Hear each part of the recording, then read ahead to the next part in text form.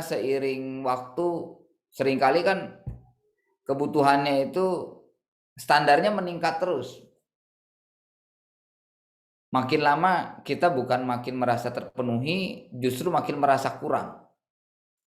Dan kalau seperti itu situasinya hari demi hari, boro-boro kita memikirkan bagaimana saya beramal soleh memberi manfaat buat orang banyak, itu yang kemudian dikatakan sebagai kehidupan yang berkah ya. Berkah di mana kita sudah banyak melakukan amal soleh dan amal soleh itu memberikan efek manfaat yang semakin luas ke manusia dan ke alam di sekitar kita. Itu kehidupan yang berkah. Nah, kita tidak sempat melakukan itu karena kita terlalu sibuk dikepung oleh kekhawatiran-kekhawatiran. Mengapa banyak keluarga seperti terjebak dalam berbagai macam bentuk kekhawatiran tadi? Karena mungkin ternyata kita belum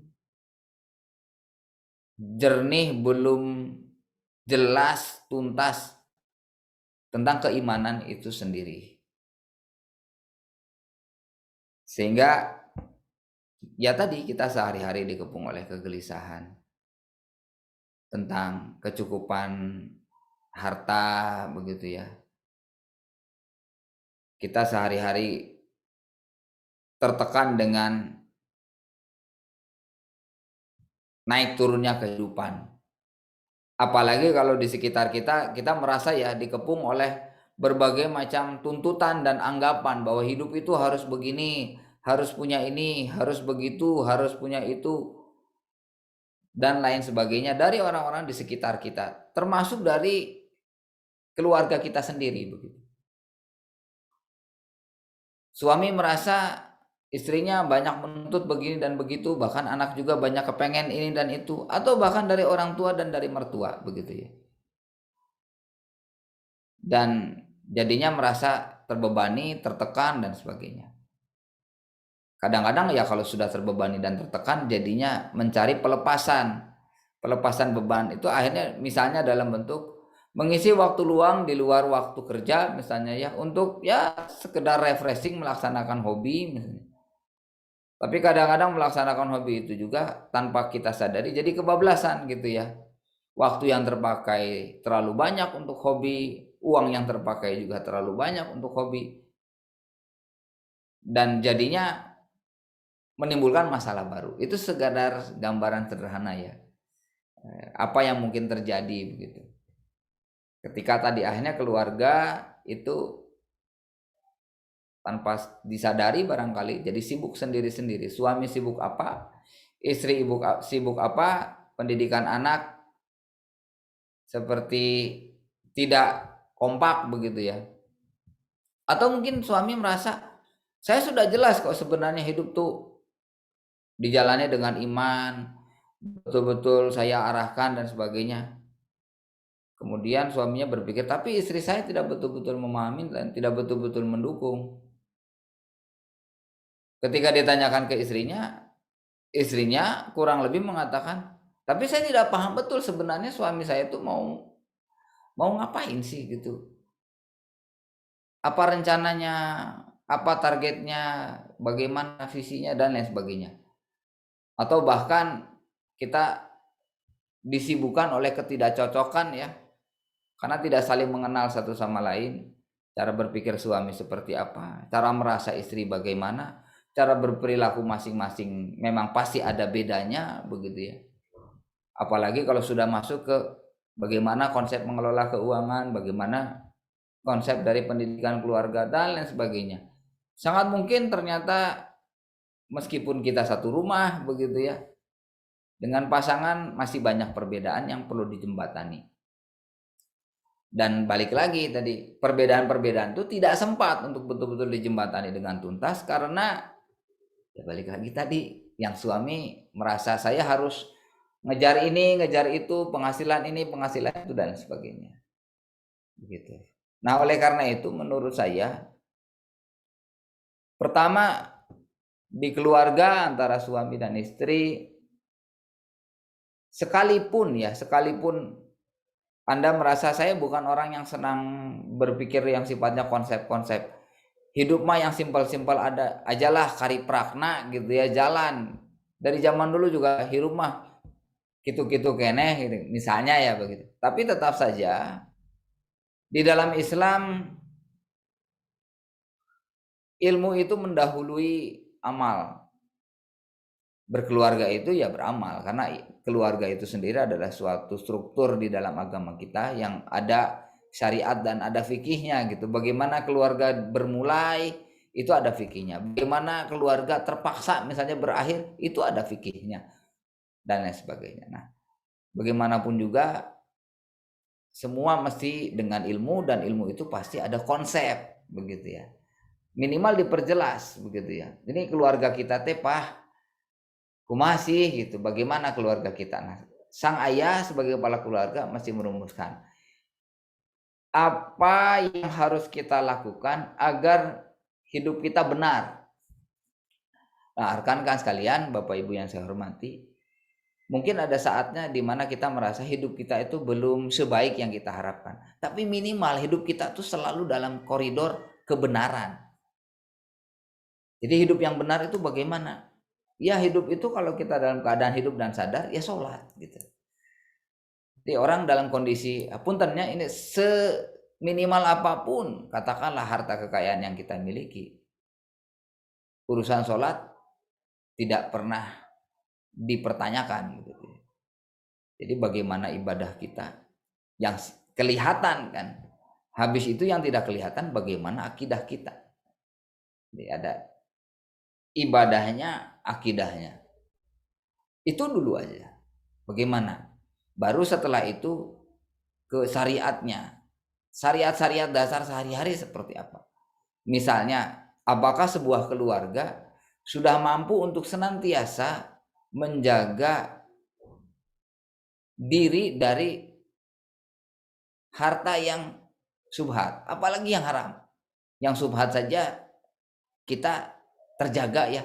Artinya sejauh ikhtiar dan pengetahuan kita sudah berusaha semua harta yang ada di tangan kita, makanan yang kita makan, minuman yang kita minum, pakaian yang kita pakai, apapun itu halal. Nah, itu fondasi. Jadi hidup benar dulu. Bagaimana hidup dengan benar? Nah, itu mesti ada kejelasan prinsip. Dan kebenaran ini mesti menjadi titik temu yang pertama di antara suami dan istri. Sepakat, hidup yang benar bagaimana? Kalau untuk menjalankan hidup yang benar, kemudian misalnya ya ada uang misalnya yang tadinya bisa diambil sebenarnya, tapi sang suami tidak yakin kehalalan proyek ya, sebuah proyek atau sebuah perdagangan atau sebuah ya urusan yang bisa mendatangkan uang, tapi sang suami tidak yakin. Sang suami dengan tenangnya untuk memilih sikap, ya saya tidak akan ambil uang tersebut. Walaupun konsekuensinya di rumah jadi serba kekurangan misalnya ya, dalam ukuran umum.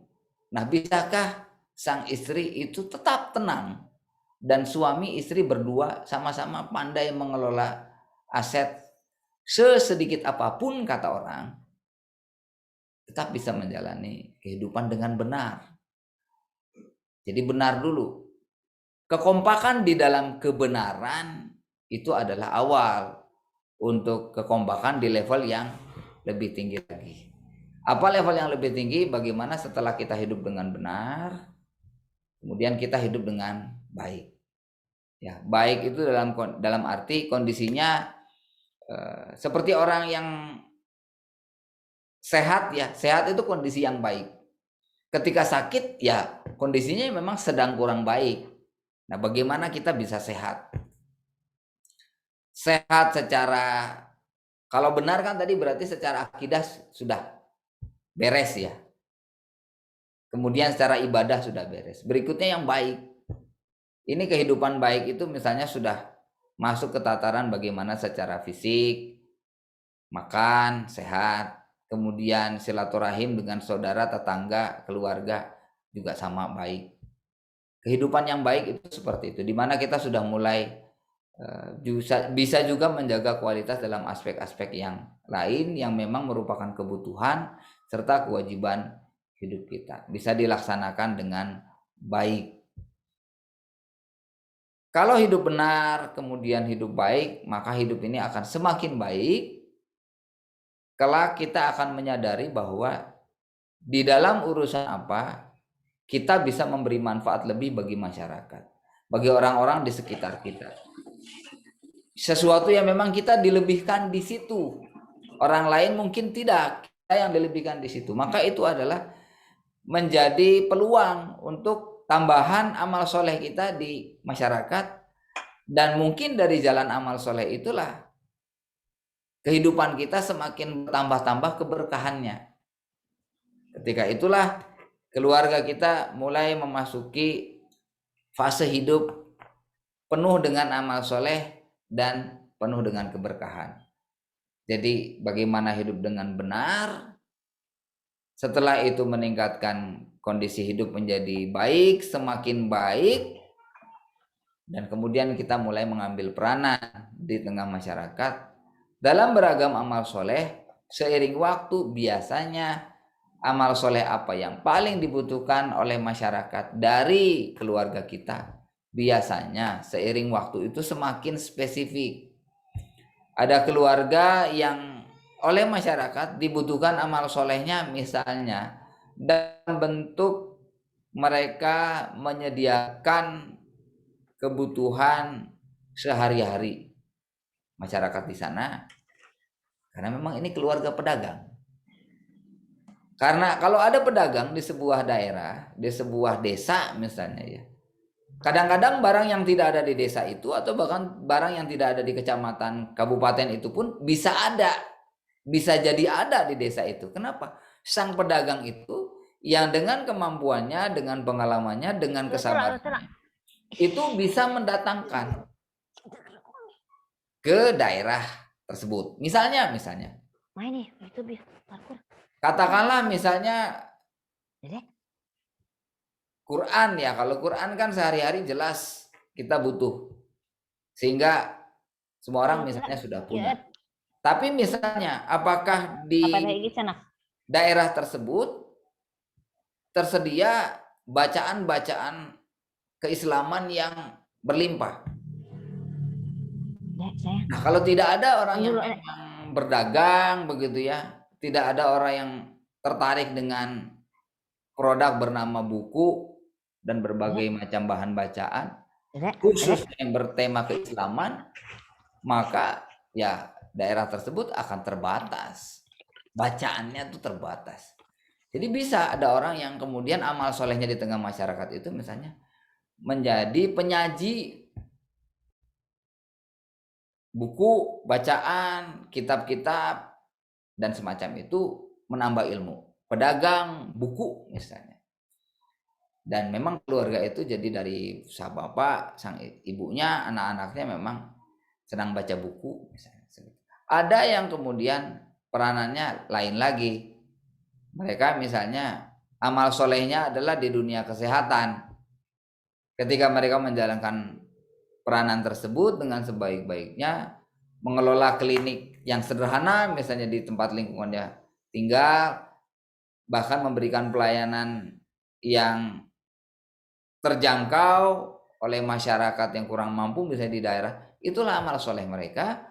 Dan jika itu dilakukan dengan betul-betul ikhlas, demi Allah pasti keberkahannya akan terlihat betul, akan terasa, sehingga kemanfaatan itu semakin bertambah-tambah.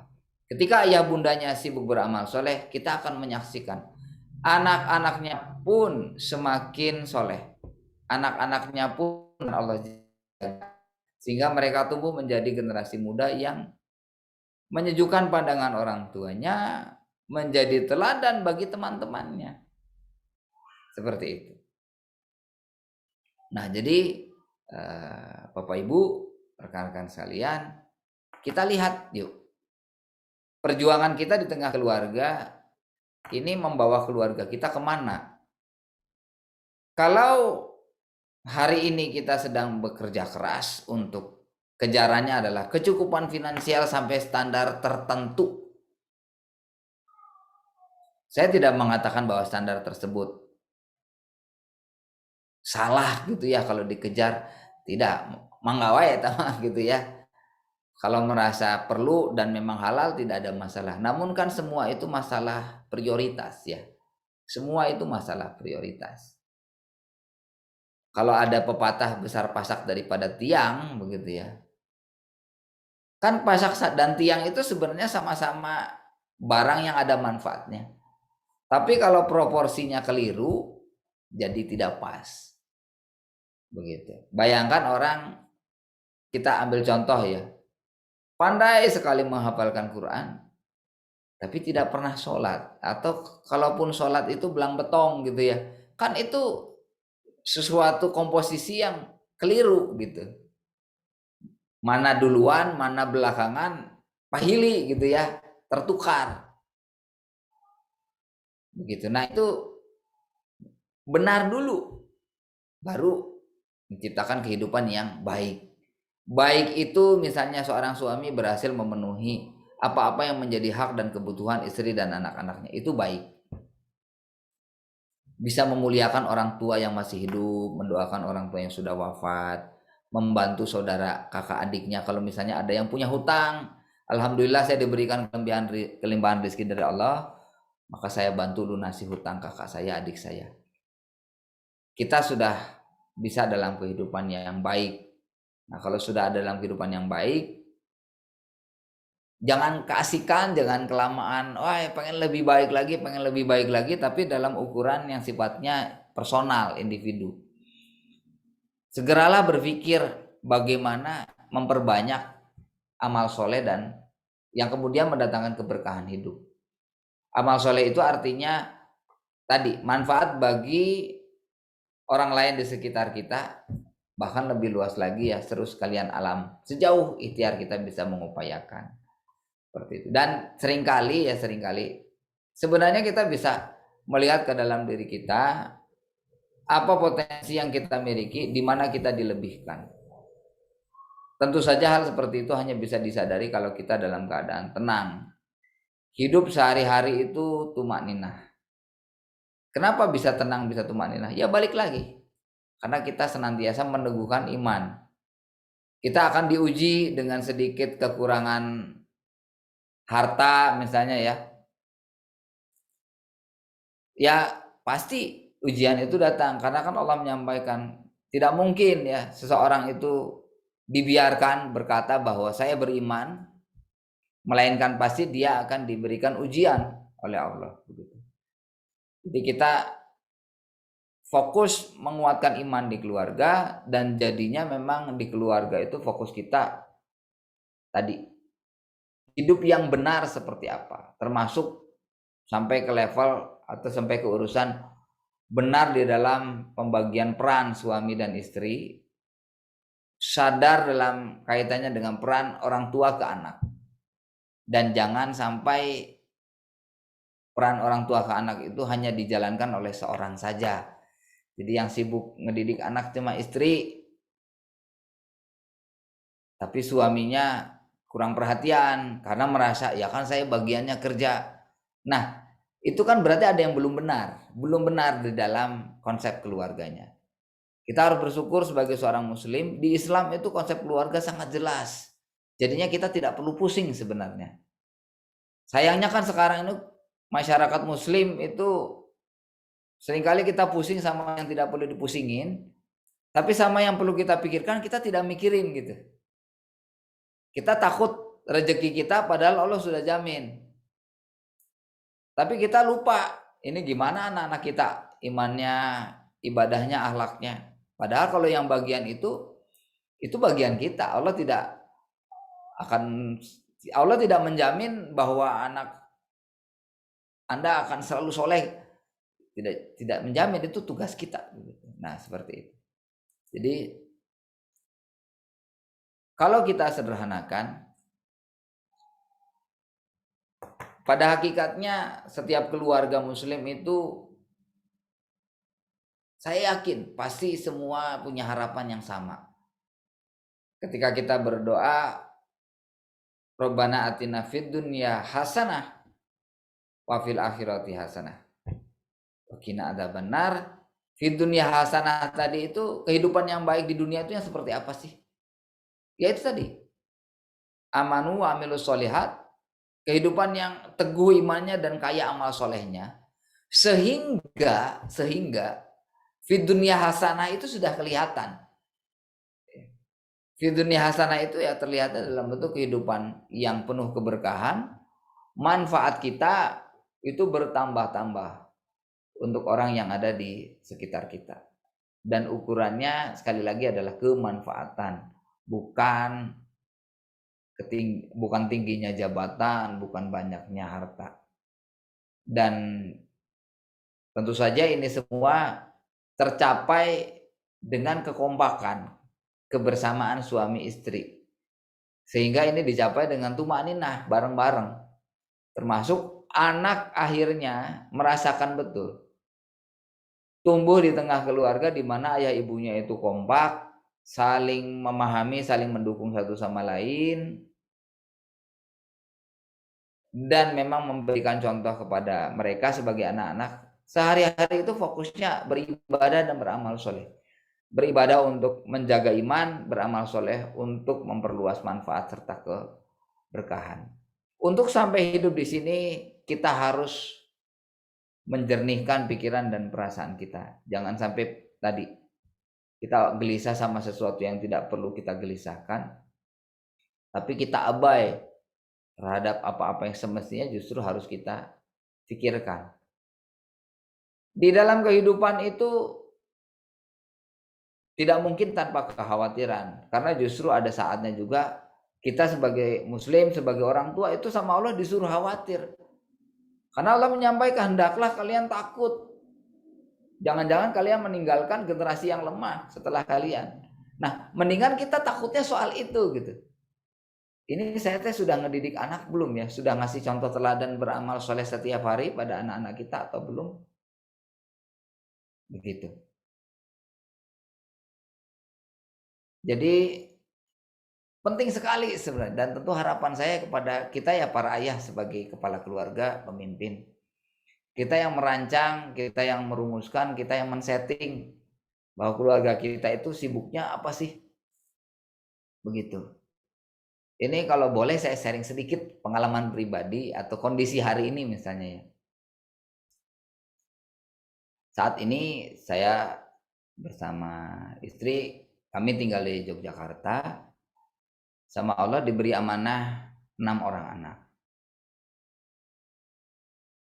Kalau ditanya, Kang, kapan mau punya rumah? Nggak tahu terus terang, karena saat ini di Jogja ya kami ngontrak. Kapan punya rumah? Betulan nggak tahu gitu. Ada target? Kalau saya nyebut target juga saya tidak punya dasar untuk kemudian menjelaskan. Misalnya ya 2015 misalnya.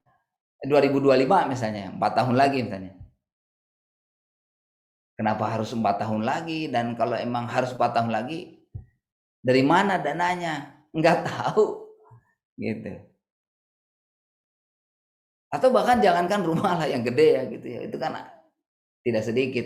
Yang lebih sederhana saja, mobil misalnya. Saya mah pakai mobil juga nggak bisa. Pakai mobil nggak bisa, apalagi pengen punya mobil gitu. Nggak punya mobil nggak bisa pakai mobil. Padahal ada aja yang satu dua yang ngomong, keluarga banyak anak mah tuh harus punya mobil katanya gitu. Geningan teu peryogi, terkedah gaduh, tidak harus punya ya. Seperti itu. Apalagi zaman sekarang ternyata kita sedang pandemi, kita nggak usah kemana-mana dulu lah gitu. Dalam kondisi di rumah terus kan sudah setahun lebih. Terjawab, memang tidak butuh mobil begitu ya. Tapi jadinya alhamdulillah bisa fokus sama istri. Sok kita bahas apa sih yang paling penting di keluarga kita. Ini rekan-rekan sekalian, para ayah ibu ya, ayah bunda sekalian, bapak ibu, rekan-rekan sekalian. Kita temukan apa hal-hal yang paling penting untuk kita perjuangan bersama sama pasangan, sama istri. Kalau kita sudah sibuk ngurus hal-hal besar, Yang besar itu dalam arti yang besar menurut agama ya, bukan besar hal-hal besar menurut orang ya. Menurut Allah hal-hal besar, hal paling penting apa? Nanti insya Allah kita terselamatkan keluarga kita itu dari meributkan hal-hal kecil. Dari ribut gara-gara hal kecil. Kenapa? Karena kita sedang sibuk bersinergi.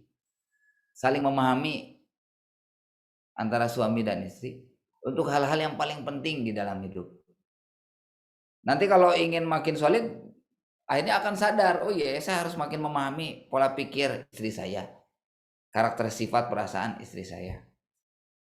Nanti sama istri juga akan berusaha untuk memahami suaminya. Disitulah saya sendiri memang karena aktivitas sehari-hari saya di bidang talent mapping terbantu sekali memang. Oh oke, istri saya memang orangnya seperti itu. Tipenya pemikir misalnya. Ya yuk kita banyak diskusi mikir. Kalau ada yang belum kelar dibahas, ya kelarin dulu lah gitu. Harus ke kantor, ya ke kantornya nanti dulu gitu ya. Seperti itu. Kumaha kalau kata kantor, enak aja nanti dulu. Oh ya udah nggak apa-apa. Kumaha Pak, kalau kurang ridho saya tetap di rumah ketika ada urusan sama istri. Nya atos we gentos we kudu sanes teu sauyos gitu ya. Kalau saya sih sama kerjaan ya fair aja lah gitu. Kapake kaangge hayu kirang kaangge tuh kena naon.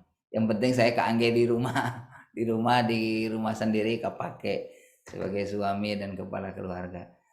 Paling ironis kan kalau kepake di tempat kerja ya gedengan di rumah sendiri tuh kepake gitu kan. Itu saya pikir buat saya sebagai laki-laki, aduh harga diri atuh di rumah kudu kepake. Saya kepala keluarga. Nah, baik, jadi sebenarnya diskusi kita atau perbincangan kita pada malam hari ini sederhana saja.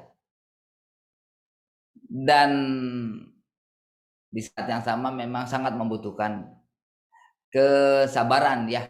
Kan tahu yang benar bagaimana, kemudian mengikhtiarkan, mengamalkan yang benar ini. Geningan untuk mengikhtiarkan yang benar ini butuh kesabaran.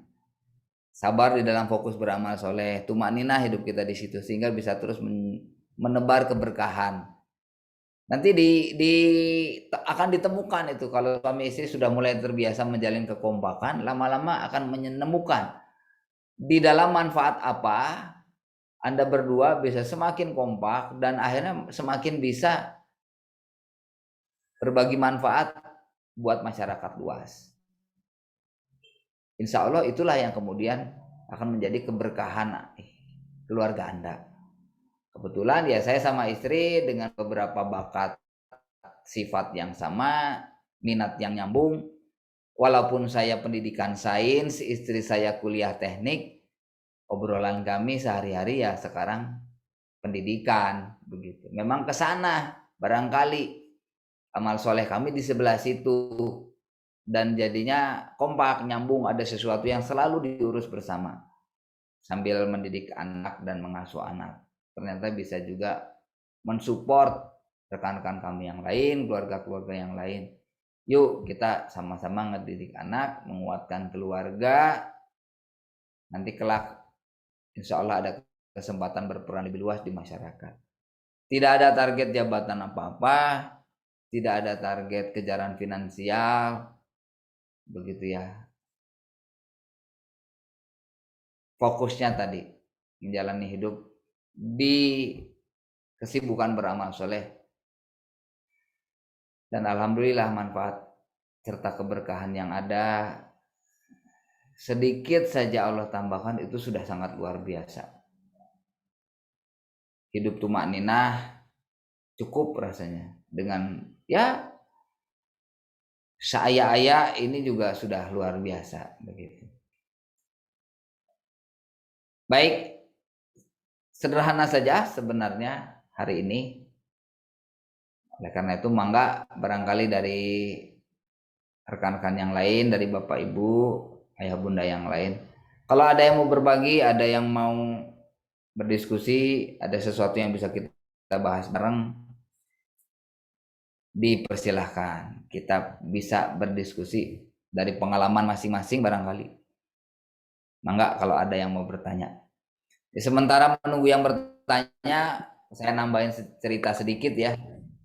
Nambahin cerita sedikit. Jadi sekarang usia pernikahan sudah 15 tahun. Menikah tahun 2006. Ya 2006, sekarang 2021. Anak paling besar usia 14 tahun. Anak paling kecil umurnya baru mau 4 bulan. Gitu ya. Jadi belum lama. Dan selama perjalanan hidup pernah tinggal nikah di Bandung, pindah dari Bandung juga baru 2 tahun yang lalu, 1,5 tahun lah ya, 2019 seperti itu. Nah selama perjalanan ini pernah bergeser aktivitas di beberapa tempat kerja. Alhamdulillah setiap pergeseran tempat kerja itu lebih didorong karena ya saya ingin mengarahkan hidup saya pada peranan yang setepat mungkin dengan diri saya dan istri saya, dengan keluarga saya. Kira-kira seperti itu. Jadi tepat di sini tentu tepat dengan keadaan di dalam diri kita maupun tepat di dalam keadaan di luar diri kita. Nah ini nyambung dengan pertanyaan, saya lihat ya ada pertanyaan dari di sini Pak Sudianto ya. Pertanyaan beliau, bagaimana mensikapi jika hingga saat ini belum diberikan keturunan setelah 13 tahun menikah. Baik, jadi mari kita sama-sama sadari setiap hari kita diberi kehidupan oleh Allah, maka di hari itu kita diberi kewajiban untuk dijalankan. Kita punya tugas untuk dilaksanakan. Dan untuk pelaksanaan tugas serta kewajiban itulah rizki itu Allah sediakan pada diri kita. Dan jika hari itu kita masih bangun, itu bisa dipastikan hari itu kita diberikan rizki, kesehatan, usia, dan lain sebagainya. Maka apa yang harus kita lakukan? Pertama, sadar kewajiban. Kewajiban pertama, begitu bangun, sholat misalnya ya. Habis itu memastikan juga seluruh anggota keluarga menjalankan kewajiban sholat. Habis itu apa? Ini kan baru berdua Kang, ini saya menikah belum ada anak. Barangkali Pak, ada saudara, ada orang tua masih ada mertua, ada saudara dalam hal ini misalnya kakak atau adik. Maka kewajiban sehari-hari kita setelah ke diri sendiri dan ke pasangan, berikutnya ke orang tua, kalau orang tua masih ada. Kemudian ke saudara, kakak dan adik. Saya amati agak ke sini cenderung berkurang intensitas atau seberapa sering orang berinteraksi dan bekerjasama atau setahun ya saling tolong menolong dengan kakak adiknya. Kita sering menemukan kakaknya sejahtera, adiknya punya banyak utang. Tapi kemudian ya kayak masing-masing aja gitu. Kakaknya sudah kebeli tanah bikin rumah lantai 2, adiknya masih banyak hutang. Dengan dalih prinsip kemandirian, masing-masing harus bisa mengurus hidupnya secara mandiri dan menyelesaikan masalahnya sendiri-sendiri. Itu dalih. Karena yang benar di dalam Islam itu kakak beradik wajib saling tolong-menolong. Begitu. Jadi ketika kita kenyang, tetangga lapar, itu saja kan Allah sama Rasulullah sudah tidak ridho itu. Nah, sebenarnya ke saudara kandung itu lebih penting lagi, begitu ya. Maka jikalah pada hari ini belum diberikan keturunan, berarti tanggung jawab di hari ini adalah ke pasangan, ke orang tua, ke saudara kakak dan adik, termasuk ke keluarga pasangan Anda. Bisa jadi manfaat dan keunggulan yang dimiliki seorang laki-laki ternyata justru terasa bermakna besar itu di keluarga istrinya atau sebaliknya. Misalnya kalau di sini ya ada pasangan suami istri yang istrinya tenaga medis, apalagi dokter misalnya ya.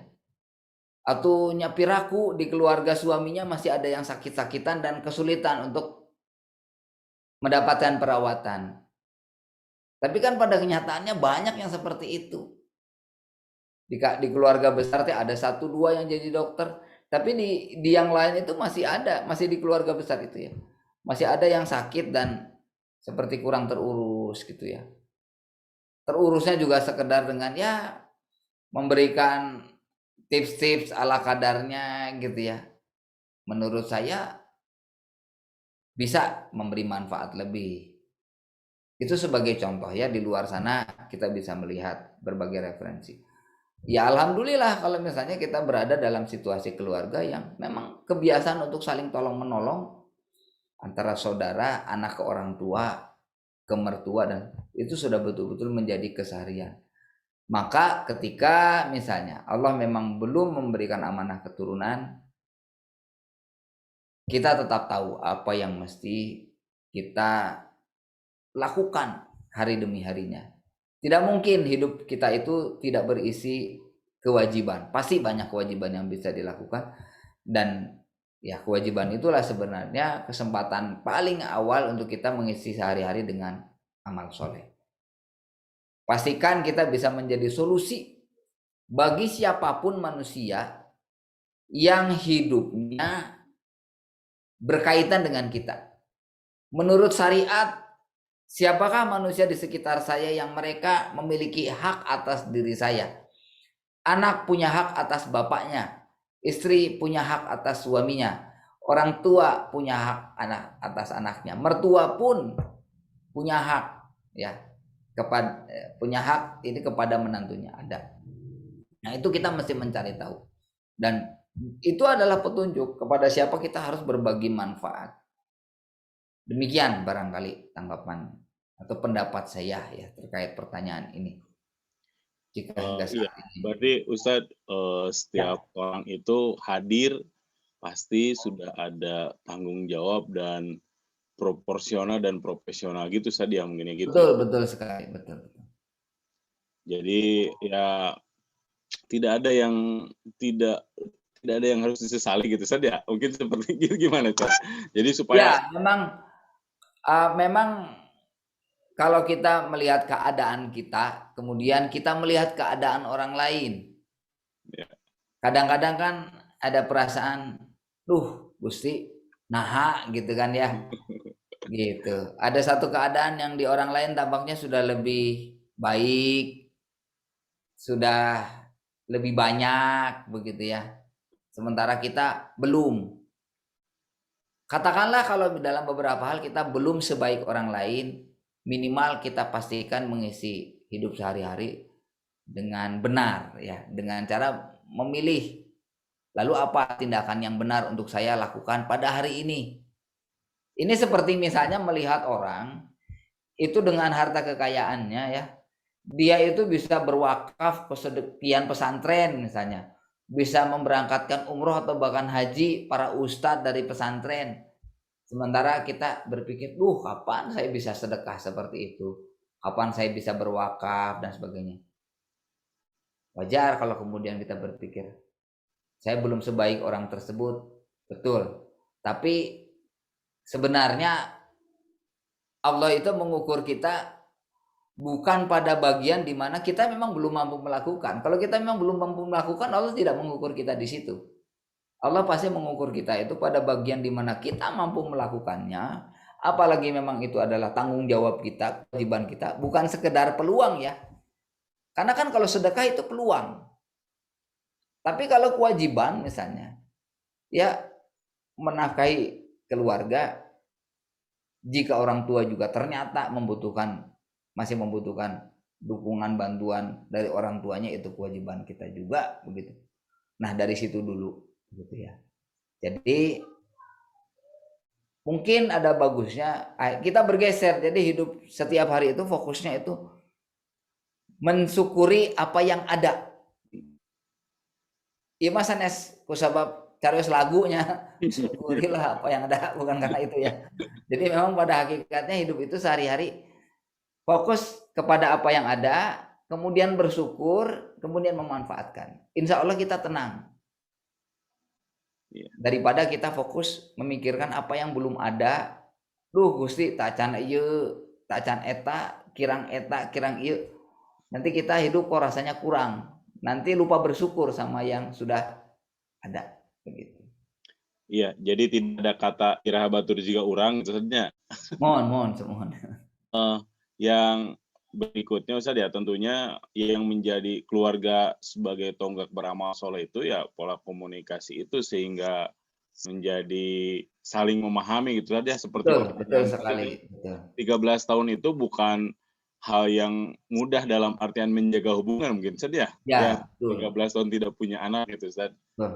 Maka tipsnya gitu Ustaz, ini perlu tips juga gitu buat kita-kita gitu Ustaz. Ya, memang betul ya. Jadi, nah ini bagi para suami ya ini penting sekali ini. Ketika 13 tahun belum diberi keturunan, kemungkinan besar kan yang paling terbebani secara perasaan istri ya. Kan diomongin kanan kiri. Dan kadang-kadang punten ya orang-orang di sekitar itu kadang ada saja yang tidak bisa menjaga lisan begitu ya. Sehingga kita bisa merasakan, bisa mengamati sang istri itu semakin sedih, semakin murung begitu ya. Merasa tidak beruntung atau bahkan sampai merasa sial, padahal kan Allah itu sangat tidak suka gitu kalau ada seorang muslim itu merasa sial gitu ya. Karena kalau kita merasa sial artinya kita seperti tidak ridho gitu dengan qada dan qadarnya Allah. Tapi ya di perasaan seorang istri itu hal seperti itu lumrah terjadi. Nah, di sini butuh suami yang menenangkan. Butuh suami yang meyakinkan bahwa ya memang inilah garisnya dari Allah. Kita harus bisa melindungi gitu ya, melindungi perasaan istri dan mengisi perasaan istri itu dengan hal-hal yang membahagiakan, hal-hal yang melegakan begitu. Fokus pada apa-apa yang tadi penuh rasa syukur. Nah, ini tidak mungkin kalau tidak ada komunikasi yang dekat, yang lekat sama pasangan. Oleh karena itu ini kepada para ayah ya, para suami. Perhatikan bahwa di rumah itu ada seseorang yang setiap hari itu perlu kita bantu untuk bisa mengkondisikan pikiran dan perasaannya. Begitu. Kalau kita mungkin sambil jalan berangkat keluar rumah ke tempat kerja, ke tempat bisnis dan sebagainya, kita bisa menata pikiran dan perasaannya. Kalau istri kan di rumah begitu ya. Itu menunggu ini hari ini suami saya gimana rencananya, gimana pikirannya. Minggu ini, bulan ini apa rencananya, apa pikirannya. Sambil beliau sendiri, istri juga kan punya pikiran dan perasaan. Seperti itu. Jadi prioritaskan untuk bisa senantiasa tahu kondisi ya, tahu kondisi istri, anak kalau sudah ada. Kalau belum ya tadi begitu ya.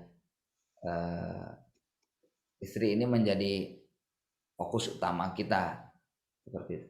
Dan saya pernah bertemu dengan pasangan suami istri yang memang dalam sekian waktu lamanya tadi belum dikaruniai istri. Mereka memilih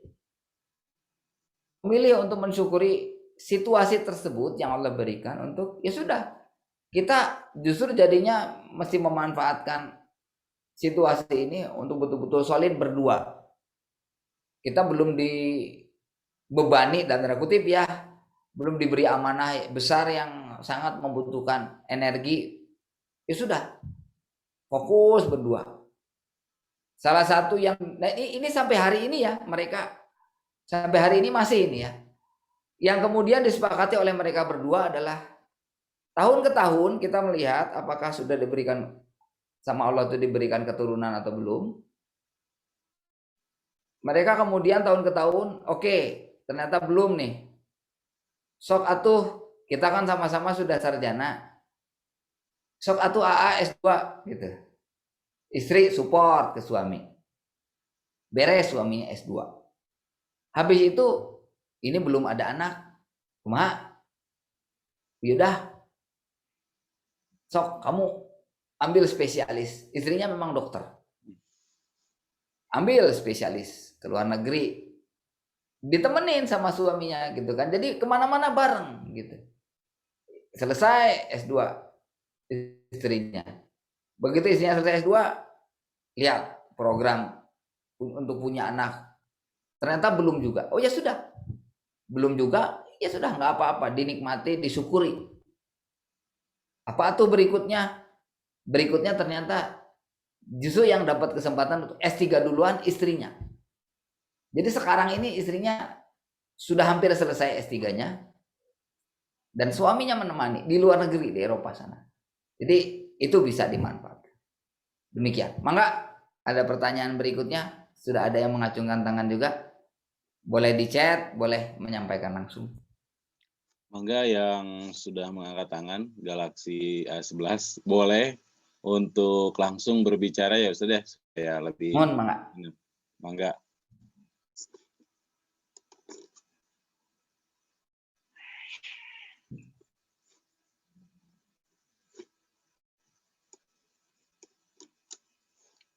Mangga, ada pertanyaan? Baik, nah ini di chat ada ya. Oh iya, siap. Pertanyaannya sederhana, bagaimana caranya mengetahui sifat asli suami, sifat asli istri? Sebenarnya cara terbaik adalah ya minta saja pasangan Anda menjelaskan sifat aslinya itu gimana sih. Kan begitu ya. Itu cara paling simpel. Tentu ada syarat kalau cara seperti itu. Syaratnya masing-masing sudah tahu dulu sifat aslinya bagaimana. Apa hubungan ini paham sifat asli masing-masing dengan topik hari ini?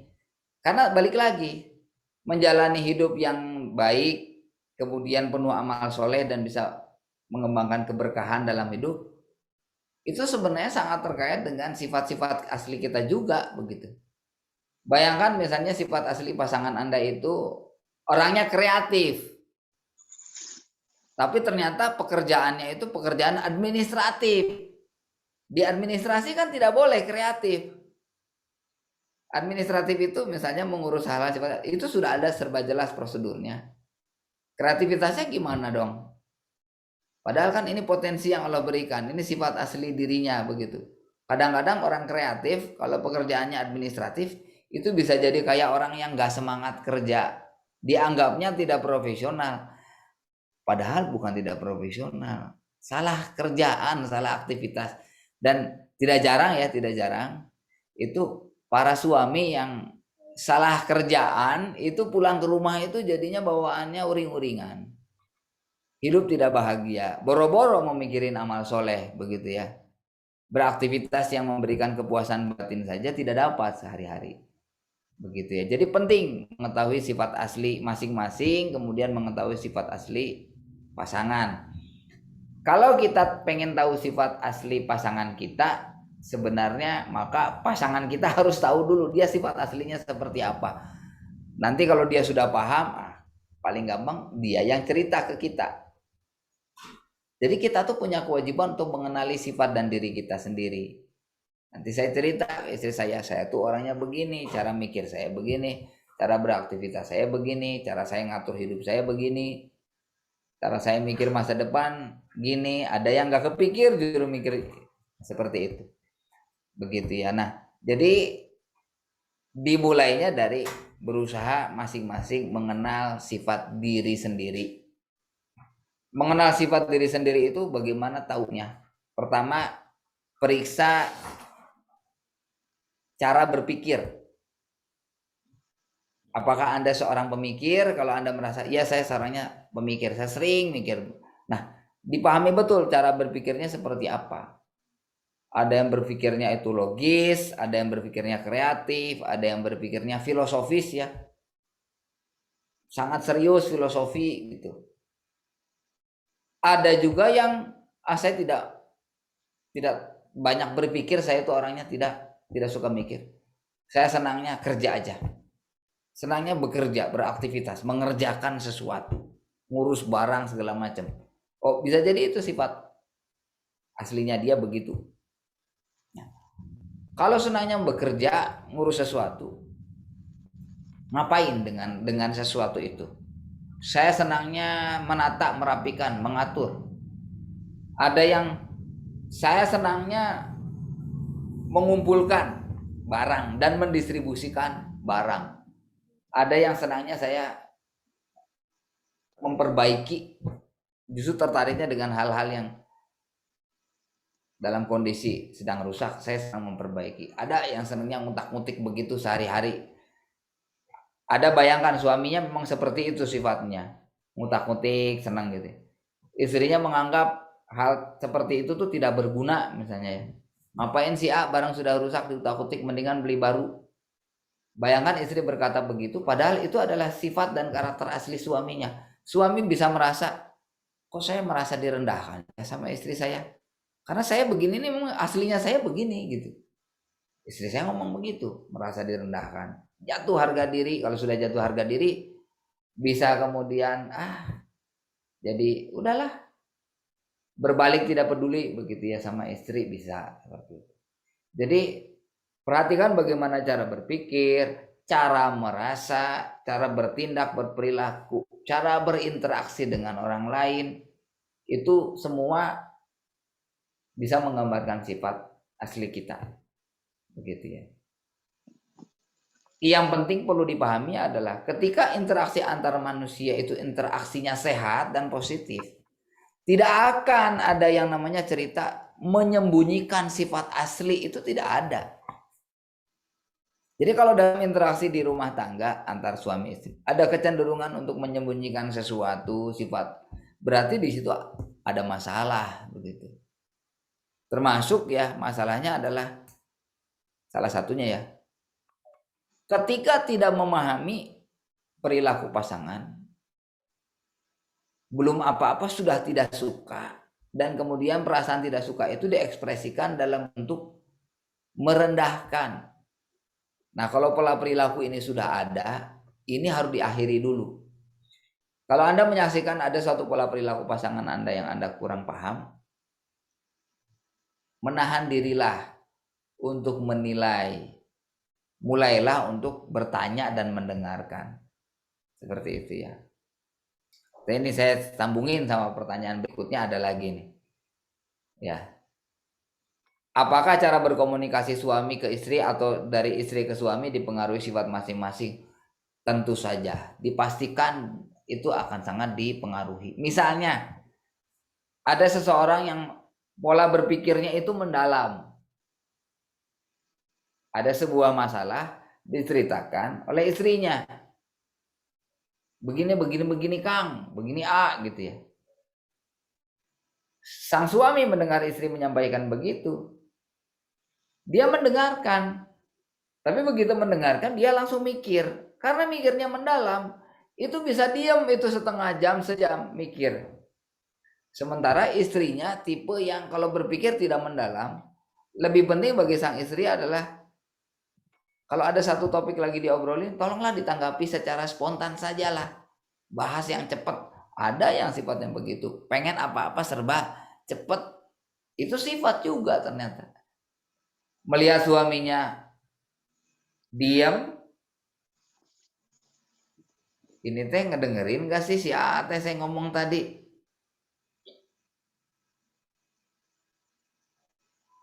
Teh ngedengerin? Iya ngedengerin. Nah teh ngomong, tok atuh tanggapi. Justru nanggapi teh dipikir dulu gitu. Dipikir dulu. Bersediakah sang istri menunggu ketika suami mikir? Kadang-kadang kan kondisinya juga tidak serba ideal ya. Lagi ngobrol begitu ternyata lagi sambil masak, lagi sambil apa, ada urusan juga mungkin dengan kenalan dan lain sebagainya. Kalau tidak saling memahami, obrolan yang tadi itu jadi kayak nggak tuntas karena nggak ada kelanjutannya. Suami lagi mikir, istri terlanjur menyimpulkan, ternyata suami saya mah nggak ngedengerin saya, nggak mau menanggapi saya gitu ya. Nyerah duluan gitu. Padahal kalau mau bersabar, oh ya sudah sok mangga. Kalau memang mau dipikirkan dulu, nanti dilanjut atau ya ngobrolnya habis isya. Nah kan bisa seperti itu. Tapi tadi ada juga memang orang yang apa-apa pengennya cepat. Begitu. Sifat itu pasti mempengaruhi cara berkomunikasi, cara berinteraksi, sampai ke cara berkonflik saja bisa dipastikan dipengaruhi oleh sifat. Ada orang yang sifatnya keras gitu kan. Jadi penting sekali mengenali sifat dan diri kita. Kalau kita betul-betul kenal sifat diri kita, sifat pasangan kita, pertama kita lebih mudah untuk saling memahami dan bekerja sama. Ketika tadi kita ingin membangun kehidupan yang penuh dengan amal soleh yang mendatangkan keberkahan hidup, ini kan butuh kekompakan. Bagaimana bisa kompak kalau tidak saling memahami? Nah, setelah itu berikutnya termasuk ini amal soleh apa yang kita di tengah masyarakat itu di orang sih suka seneng babagi guyub gitu ya. Mungkin manfaatnya adalah menjadi penggerak pengajian ya. Jadi penggerak pengajian di lingkungannya. Kenapa? Memang orangnya super ramah, senang ngobrol, senang ngumpul, begitu. Dan memang mudah gitu ya berbagi. Ada orang yang sifatnya seperti itu. Ada orang yang sifatnya tegas, tidak banyak berbicara, tetapi kalau soal prinsip juga bisa menjaga prinsip. Kalau soal aturan terbilang ketat. Ternyata aja salah satu manfaatnya misalnya di lingkungan situ beliau itu menjadi pengurus DKM yang khusus ya, khusus menangani hal-hal yang urusannya dengan syariat yang sifatnya butuh ketegasan. Kalau sholat mungkin ada Pak Haji yang lain yang mimpin sholat, tapi kalau urusan zakat, infak, sodakoh, kurban, beliau yang menjadi pemimpin dari pelaksanaan itu, menjadi pemimpin amilnya. Karena beliau orang yang paling teliti, cermat, teguh soal aturan, tidak bisa ditawar-tawar. Kata syariat, kulit sapi tidak boleh dijadikan atau diambil langsung sama jagal. Karena kulit sapi itu bagian dari sapi itu sendiri dan sesungguhnya ya dia termasuk bagian yang mestinya dibagikan. Nah, bagaimana ini?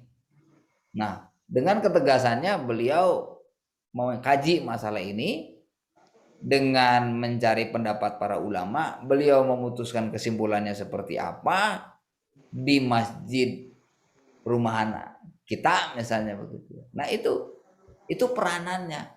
Di rumah mungkin tegas, cenderung agak kaku misalnya ya, tidak terlalu ekspresif, tidak banyak tertawa. Memang sifatnya seperti itu. Di rumah mungkin sepertinya kok kurang hangat ya sama anak-anak. Tapi di sisi lain di masjid beliau sangat dihormati. Karena sama, karena sifat yang itu juga begitu. Nah, bisakah kita kemudian melihat itu sebagai oh baik, baik ternyata itulah kelebihannya si apa eta gitu. Ini kemudian ibunya sang istri menjelaskan kepada anak-anak, ya memang kamu ya teteh paham ya, memang ya Abi itu begitu, ayah kamu itu begitu, tidak banyak bicara, orangnya pendiam, tenang, tapi benar hidupnya gitu, dan jadinya bisa jadi contoh lah di masyarakat. Mungkin kalau kalian sudah lebih dewasa, sudah bisa ngobrol yang lebih serius, bisa jadi ketika itu justru kalian akan mendapati ayah kalian itu, bapak kalian itu orang yang paling bisa diajak diskusi kalau urusan-urusan agama. Seperti itu. Itu sebagai contoh ya. Jadi penting sekali mengetahui sifat asli diri sendiri dan pasangan. Caranya banyak ya, mulai dari diamati sendiri, kemudian minta pendapat orang, termasuk meminta saran masukan dari yang memang berkompeten, misalnya seperti rekan-rekan dari dunia psikologi yang memang menggali tentang sifat dan kepribadian manusia. Di luar sana juga banyak metode. Saya menekuni talent mapping bisa jadi alat. Ada metode psikologis yang lain bisa jadi alat. Mangga jalannya banyak. Yang penting tadi kita sampai kepada pemahaman tentang sifat dan kepribadian diri kita serta pasangan. Karena sekali lagi tidak mungkin kita menjadi keluarga yang kompak dan kesehariannya sibuk dengan amal soleh sehingga bisa menghasilkan keberkahan hidup keluarga kalau kita tidak saling memahami, kita tidak dekat di dalam komunikasi, kita tidak nyambung di dalam pemikiran, kita tidak sinergis di dalam gerak keluarga.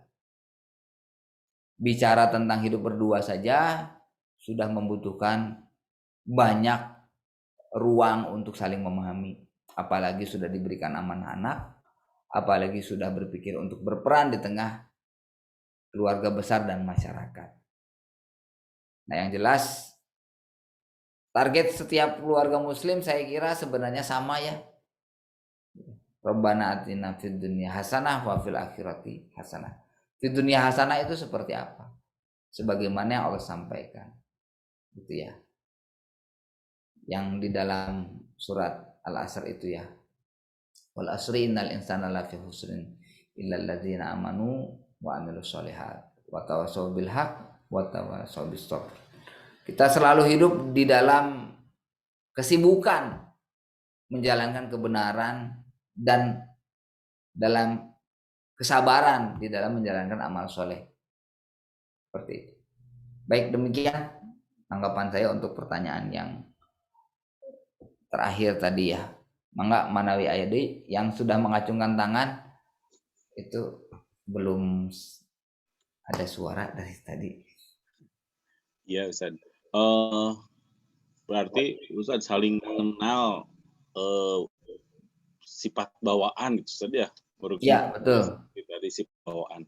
Itu untuk kan kadang melihat diri sendiri mah kadang tidak konkret kan, kita perlu oke arahan teknis gitu Ustaz. Nah, itu bagaimana supaya di kehidupan sehari-hari terjabarkan gitu Ustaz. Dalam teknisnya ya mohon arahannya seperti itu. Ya. Memang kalau sudah kita membutuhkan jabaran yang rinci ya, di situ kita butuh metode, dan metode-metode ini seiring perkembangan ilmu pengetahuan tersaji di sekitar kita. Ini saya ambil contoh ya, misalnya kita mau mengukur diri saat ini, apakah saya sehat gitu kan. Orang kalau sudah usia 40 lebih, nah itu sudah nggak boleh tuh. Nggak boleh lagi santai-santai urusan, sehat lah, sehat. Habis itu apa aja dimakan gitu ya. Segala ditonton, mau jadwal bola jam berapa aja ditonton misalnya ya. Jam 9 malam, hayu. Jam 1 malam ditonton. Tere Janari ditonton. Ini kapan istirahatnya begitu ya. Seperti itu. Itu nggak bisa sembarangan lagi. Kita butuh tahu kondisi diri, dan kalau kita nanya ke dokter, dokter akan nyuruhnya medical check up gitu ya. Itu kalau fisik. Bagaimana kalau bicara sifat, kepribadian dan sebagainya, di situ memang membutuhkan metodologi yang bisa digunakan. Kita minta bantu kepada yang berkompeten karena tadi kita membutuhkan rinciannya. Saya pribadi berusaha juga bisa membantu di bagian sebelah situ. Kalau saya memang menggunakan metodenya talent mapping. Begitu. Masih banyak alternatif metode lain ya, apalagi kalau rekan-rekan misalnya berdiskusi dengan para psikolog, mereka punya banyak metode begitu ya. Nanti akan terinci cara berpikir, cara merasa, cara berperilaku, kemudian cara berinteraksi, cara mengurus urusan masing-masing, mengelola waktu, menghadapi konflik, memikirkan masa depan dan lain sebagainya. Itu akan terinci dengan jelas sehingga betul-betul bisa saling memahami. Rincian ini sedemikian pentingnya untuk kita ketahui karena sebenarnya bukan untuk orang lain sih sebenarnya ya. Rincian gambaran sifat karakter itu sebenarnya kebutuhan diri sendiri. Yang paling berdapat manfaat kalau kita sudah tahu betul rincian sifat kepribadian kita adalah kita sendiri. Begitu. Jadi ini bukan buat nyenengin orang gitu, bukan. Ini buat keperluan diri sendiri. Begitu. Jadi misalnya begini sebagai contoh ya, ini sharing dari pengalaman pribadi lah. Kenapa saya tidak merasa terlalu cocok gitu ya dengan pekerjaan yang mengikat secara waktu. Kalau jam 7, jam 8 sudah harus di kantor. Dan baru boleh keluar kantor itu jam 4, jam 5 misalnya gitu ya. Kalau kita konsisten kepada aturan agama, kita menggunakan waktu di antara jam 8 sampai ke jam 4 sore, kalau sesuai kesepakatan jam kerja itu seperti itu, untuk ngebahas hal-hal lain di luar amanah tanggung jawab pekerjaan, itu sebenarnya kita jatuhnya atau kita sudah bisa masuk kategori korupsi sebenarnya, karena kita mencuri waktu. Membalas pesan dari teman grup WhatsApp alumni sekolah misalnya jam 10 sambil meriksa kerjaan jawab, itu sebenarnya sudah korupsi gitu. Setidaknya ada ulama yang berpendapat demikian. Kalau buat saya itu kan, loh, ayah saya nggak mau atuh kalau korupsi mah, tapi kumanya gitu. Saya tuh kalau ada yang begitu merasa perlu merespon begitu. Balik, termasuk tadi saya cerita, saya kalau ada sesuatu yang lagi didiskusikan sama pasangan, ngobrol habis subuh, jam 7 teh belum beres, padahal jam 8 sudah harus on gitu di kantor, misalnya kumaha artinya. Saya jadinya sering memilih ya udah punten we tetiasa ke kantor, saya harus lanjut di sama istri, ada urusan penting. Jawaban sederhananya ada urusan keluarga gitu kan. Tapi saya tidak tahu persisnya sebenarnya yang seperti itu kantor berkenan atau tidak begitu. Sepertinya kan tidak berkenan gitu karena nah jam 8 teh belum datang padahal dibutuhkan untuk rapat dan lain sebagainya misalnya. Jadinya ada kinerja yang terhambat. Saya tidak menyalahkan aturannya, tapi saya juga tidak bisa menyalahkan ternyata saya sifatnya begini gitu. Saya butuh fleksibilitas dalam urusan waktu. Ketika saya berhadapan dengan sesuatu yang pikiran dan perasaan saya menganggap itu sangat penting dan harus didahulukan, saya memang akan cenderung mendahulukan urusan itu, yang lain saya simpan dulu begitu. Itu sudah polanya begitu gitu. Satu beres baru yang lain. Makin sebuah urusan itu penting bagi saya, makin besar dorongan untuk betul-betul memusatkan pikiran, perhatian, waktu saya untuk urusan itu dulu, baru yang lain. Begitu. Dan untuk hal seperti itu saya bisa menunda dalam waktu lama. Termasuk ya kayak misalnya begini, yang tadi saya ceritakan, pengen punya rumah, pengen punya mobil. Wios engke wae iraha teu terang gitu. Kok bisa ditunda-tunda begitu? Ya dan memang bukan prioritas.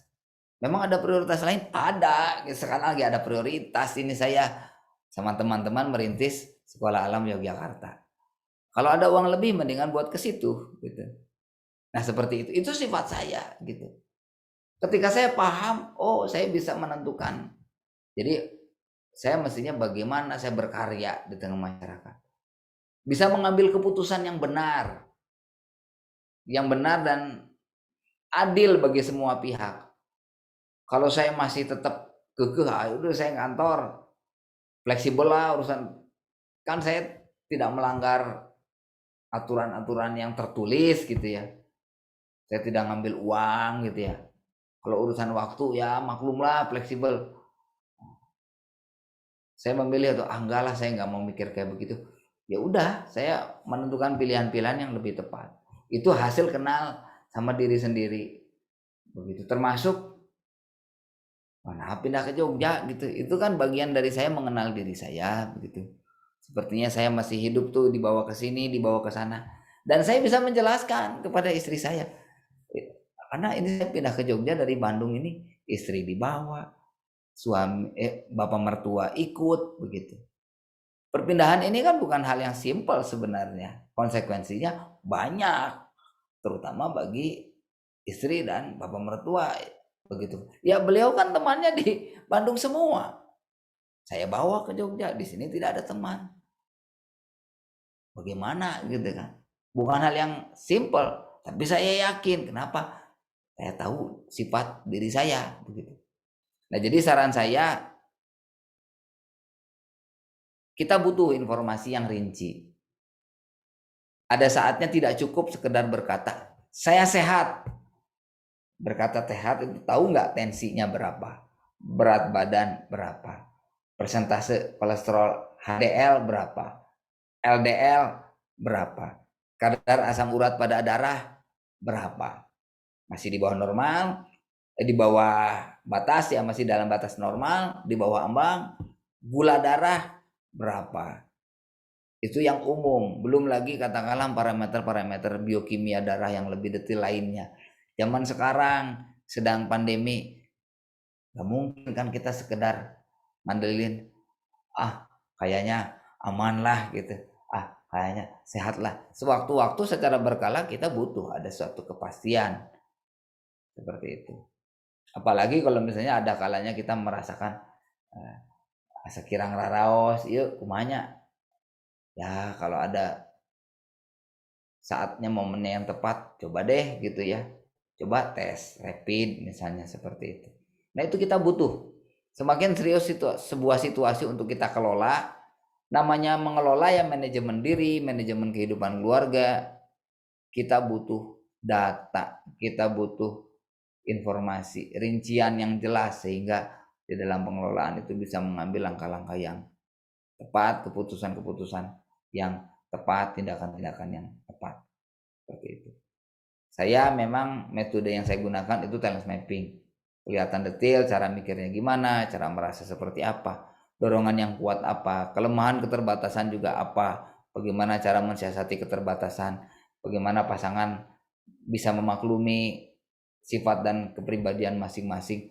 Memang itu rinciannya itu ada begitu ya, dan harapan kami memang ini betul-betul bisa membantu manajemen kehidupan keluarga. Sebagai sebuah hasil dari perkembangan ilmu pengetahuan, ya harapan kami ini berguna.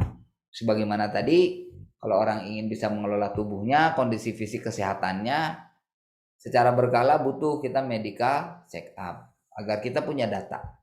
Tidak sekedar sebatas dugaan atau kira-kira saja. Kalau sekedar dugaan kira-kira, nanti kita salah paham ya sama pasangan kita. Dikirain begini, ternyata enggak. Disangkanya begitu, ternyata bukan. Begitu. Itu saran saya. Ya, mari diikhtiarkan agar kita bisa betul-betul saling memahami sama pasangan. Karena hanya dengan itulah kita bisa membangun tadi keluarga yang kompak. Begitu tanggapan dari saya. Semoga bermanfaat. Ya, alhamdulillah Ustadz, jazakumullah khairan katsira.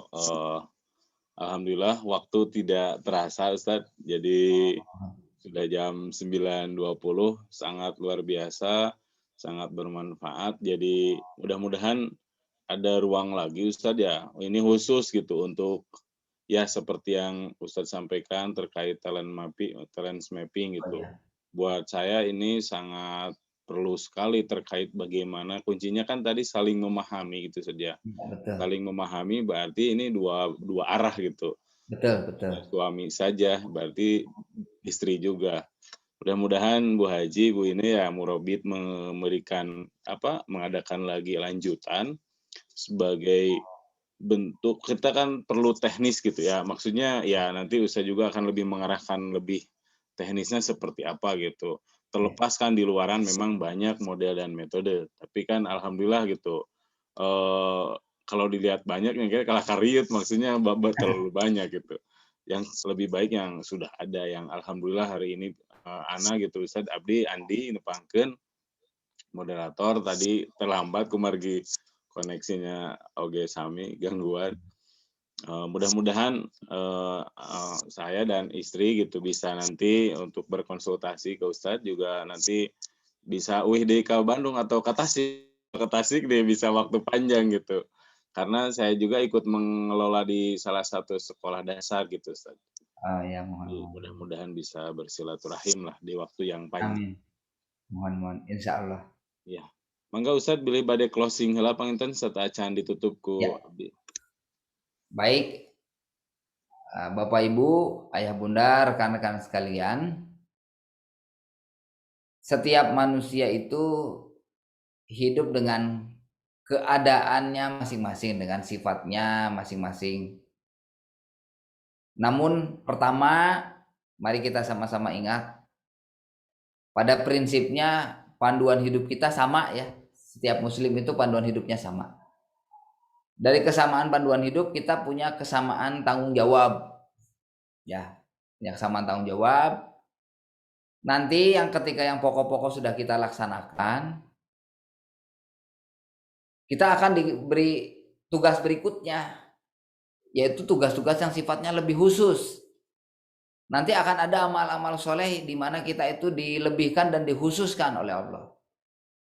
Kita diberikan dorongan lebih, diberikan potensi lebih, serta diberikan sifat yang tadi lebih mendukung untuk beberapa jenis amal soleh tertentu di dalam hidup kita. Nah, kalau kita mengenali diri, kita nanti akan tahu. Jadi sebenarnya di samping kewajiban yang pokok, yang utama, apalagi amal soleh yang bisa saya tambahkan, yang bisa saya lebihkan dalam kehidupan ini, sehingga Allah semakin menambah keberkahan ke dalam hidup kita. Nah, itu untuk sampai di sana kita perlu salah satunya mengenal diri, kemudian tentu saja mengenal pasangan. Karena di dalam keluarga amal soleh tadi mesti dilakukan bersama-sama dengan penuh kekompakan, komunikasi yang nyambung, prinsip yang selaras, begitu ya. Saling pengertian karena di dalam prosesnya pasti juga tadi membutuhkan kesabaran. Oleh karena itu harapan dan ya dorongan dari saya pribadi khususnya kepada para ayah di sini, para kepala keluarga, yuk kita pimpin keluarga kita masing-masing untuk mulai dari sibuk menjalankan yang benar, kemudian berusaha untuk saling memahami dan saling bersinergi dengan pasangan agar kita bisa menjadikan kehidupan kita yang sudah berdasar pada kebenaran ini menjadi semakin baik dan semakin bermanfaat dengan banyaknya amal soleh yang kita lakukan sehari-hari. Sehingga budaya keluarga kita adalah budaya beriman dan beramal soleh. Dengan budaya keluarga yang seperti itulah, insya Allah kita bisa berharap layak mendapatkan keberkahan dari Allah. Sehingga ya terpenuhilah, terkabullah doa kita gitu ya. Rabbana atina fid dunya hasanah wa fil akhirati hasanah. Seperti itulah hidup yang berkah. Dan bukankah sesungguhnya itu doa bagi setiap pernikahan? Jadi doanya kan bukan doa sesungguhnya untuk orang yang menikah itu kan bukan semoga samawa begitu ya, bukan. Semoga sakinah mawaddah warahmah, bukan. Doa yang sesungguhnya adalah barakallahu laka wa baraka alaika wa jama'a bainakuma fi khair. Jadi doa bagi sebuah pernikahan adalah doa keberkahan. Karena di dalam keluarga, di dalam pernikahan itu kita akan saksikan akan banyak amal soleh dan akan banyak limpahan keberkahan. Sehingga manfaat, kebahagiaan itu semakin bertambah-tambah di tengah kehidupan kita. Demikian dari saya sedikit berbagi wawasan dan pengalaman pada malam ini. Hapunten bilih aya kelepatan, mudah-mudahan ada manfaat yang bisa diambil bagi kita dan keluarga kita masing-masing. Hatur kenuhun kepada Bu Ine dan khususnya Lembaga Morabit Sinergi atas kesempatan yang diberikan kepada saya. Cekap Assalamualaikum warahmatullahi wabarakatuh. Alhamdulillah, jazakumullah katsiran kepada Ustadz yang hari ini telah memberikan materi yang sangat bermanfaat bagi kami. Dan tentunya ini bisa ada lanjutan untuk kedepannya dari Murabit dan ya Bu Haji gitu. Juga insya Allah hari Senin tanggal 1 Maret itu masih ada kajian 13, insya Allah nanti akan ada lagi informasi. Sampai akhir saya atas nama pribadi juga atas nama Murabit mohon maaf apabila ada salah kata, salah ucap. Yang benarnya dari Allah dan kita memohon ampun, semoga apapun yang kesalahan kita semoga Allah ampuni. Saja mudah-mudahan majelis. Subhanakallahumma wa jazakumullahu khairan katsira. Saya izin lab undur diri. Assalamualaikum warahmatullahi wabarakatuh. Waalaikumsalam. Waalaikumsalam.